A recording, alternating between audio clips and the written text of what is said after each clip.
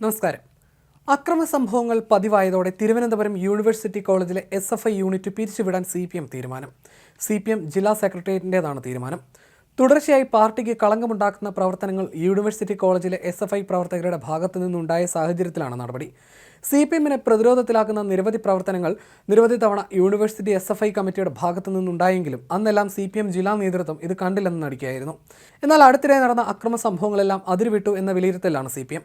ഏറ്റവും ഒടുവിലായി ഭിന്നശേഷിക്കാരനായ വിദ്യാർത്ഥിയെ ക്രൂരമായി മർദ്ദിച്ച സംഭവം അരങ്ങേറിയതോടെയാണ് ശക്തമായ നടപടി സ്വീകരിക്കാൻ ജില്ലാ സെക്രട്ടേറിയറ്റ് നിർബന്ധിതമായത്. കടുത്ത നടപടി വേണമെന്നാണ് യോഗത്തിൽ CPM ജില്ലാ സെക്രട്ടറി V. ജോയ് ആവശ്യപ്പെട്ടത്.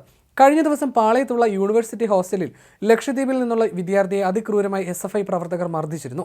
7 അംഗ സംഘം കോളേജ് ഹോസ്റ്റലിലെ മുറിയിൽ കയറി ക്രൂരമായി തല്ലിച്ചതയ്ക്കുകയായിരുന്നു. SFI പ്രവർത്തകനും ഭിന്നശേഷിക്കാരനുമായ അനസ് എന്ന വിദ്യാർത്ഥിയെ കഴിഞ്ഞയാഴ്ച SFI നേതാക്കൾ മർദ്ദിച്ചിരുന്നു. SFIയുടെ പ്രവർത്തനത്തിൽ സജീവമായി പങ്കെടുക്കാതിരുന്നതിനായിരുന്നു അനസിനെ മർദ്ദിച്ചത്.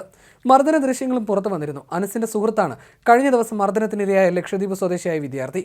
അന്നത്തെ സംഭവത്തിൽ അനസിനെ പിന്തുണച്ചു എന്നാരോപിച്ചായിരുന്നു കഴിഞ്ഞ ദിവസം SFI പ്രവർത്തകർ മുറിയിൽ കയറി മർദ്ദിച്ചത്. മ്യൂസിയം പോലീസ് വിഷയത്തിൽ കേസെടുത്തിട്ടുണ്ട്.